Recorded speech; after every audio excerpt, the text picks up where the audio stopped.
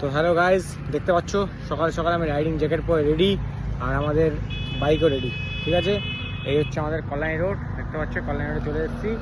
আজকে যেহেতু সানডে, তো সানডের জন্য আমরা একটা ছোটো রাইড প্ল্যান করেছি যে সকাল সকাল রাইডে যাই।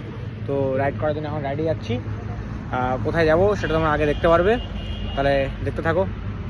তো রাইড হয়ে যাক, সানডে রাইড নাকি।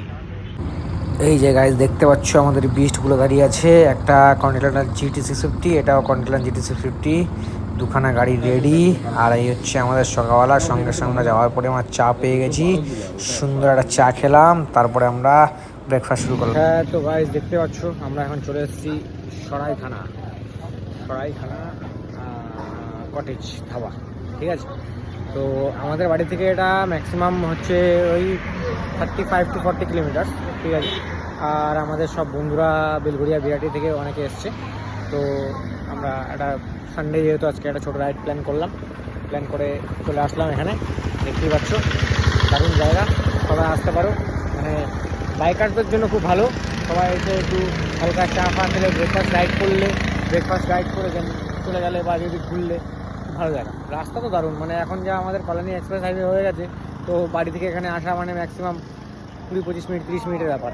তো রাস্তা দারুণ, গাড়ি চালিয়ে তো দারুণ মজা, রাস্তা নিয়ে কোনো কথাই হবে না। এই যে গাড়ি দেখতেই পাচ্ছ সরাইখানা কটেজ ধাবা, বেশ সুন্দর দারুণ চা, যাবতীয় ব্রেকফাস্ট সবই পাওয়া যায়। আমরা স্পেশালি ব্রেকফাস্ট রাইডে এসেছি, ব্রেকফাস্ট করবো, তারপর আবার বেরোবো। এই যে গাইজ দেখতে পাচ্ছ তোমরা, এটা হচ্ছে ভেতরটা সত্যি খুব সুন্দর, দারুণ, অসাধারণ। কারণ পুরো কটেজের মতো বেশ, নিচেও আছে ওপরেও আছে। আমরা ঠিক ওপরটাই গেছিলাম, ওপরটায় আমরা সুন্দর বেশ ব্রেকফাস্ট করছিলাম। আমাদের ব্রেকফাস্টে চলে এসেছিলো পরোটা আর আলুর পরোটা।